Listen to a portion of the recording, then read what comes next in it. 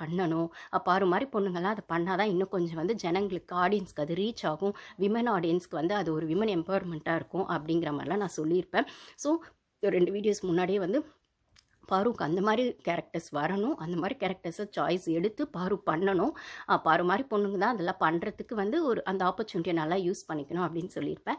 அதே மாதிரி வந்து ராதிகா மேமும் வந்து அவங்க அவங்க ஃபீல்டு பார்த்திங்கன்னா கிட்டத்தட்ட 45 ப்ளஸ் கிட்டத்தட்ட அவங்க அந்த சினி ஃபீல்டு அவங்களோட 15-16 இயர்ஸில் அவங்க வந்து சினி ஃபீல்டுக்கு வந்திருக்காங்க.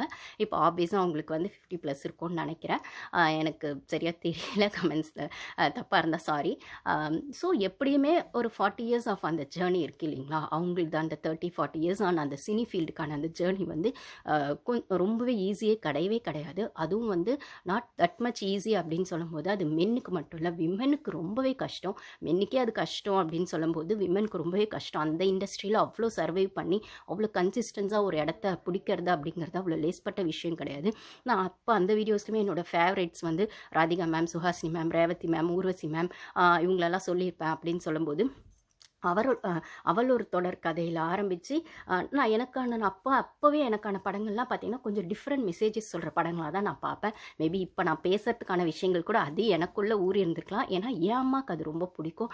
அவள் ஒரு தொடர் கதை அப்படிங்கிற அந்த படம் வந்து ஒரு பொண்ணு அவளுக்கான ஸ்ட்ரகிளை எப்படி ஸ்டபனாக ஃபேஸ் பண்ணுறா, அவள் ஃபேமிலிக்கிட்டேயே அவள் வந்து எப்படி தப்பாக தெரிகிறா சமயத்தில், அவள் ஃபேமிலி அவளை எப்படி யூஸ் பண்ணிக்குது, ஆனால் அவளுக்குன்னு ஒரு ஸ்டாண்ட் எடுக்கணும் போது அந்த ஃபேமிலி அதை எப்படி வந்து அவளுக்கான ஸ்டாண்டை எடுக்க விடாமல் இவங்களும் அவளுக்கான ஸ்டாண்ட் எடுக்காமல் அதை வந்து அவள் எப்படி அந்த ஸ்ட்ரகிளை ஃபேஸ் பண்ணுறா அப்படிங்கிற கதை ரொம்பவே ஆழமான டெப்த்தான கதை அப்படின்னு சொல்லும்போது அதை தான் இவங்களுமே சொல்லியிருப்பாங்க ராதிகா மேமே.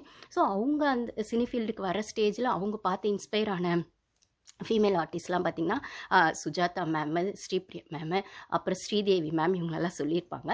ஸோ இவங்கெல்லாம் இப்படி க்யூட்டாக இருக்காங்க, ஸ்ரீதேவி மேம் இப்படி நடிக்கிறாங்க, சுஜாதா மேம் இப்படி வந்து கேரக்டர் ரோல் பண்ணுறாங்க அப்படிலாம் சொல்லும்போது, ஸ்ரீவித்யா மேம் ஆப்வியஸாக ஸ்ரீவித்யா மேம் அப்படிலாம் சொல்லும்போது அப்போது நான் வந்து எல்லாமுமா கலந்து நான் இருப்பேன், நான் எல்லாமுமாமே பண்ணுவேன் அப்படின்னு நான் எனக்குள்ளேயே ஒரு மேனிஃபெஸ்ட் பண்ணிக்கிட்டேன்.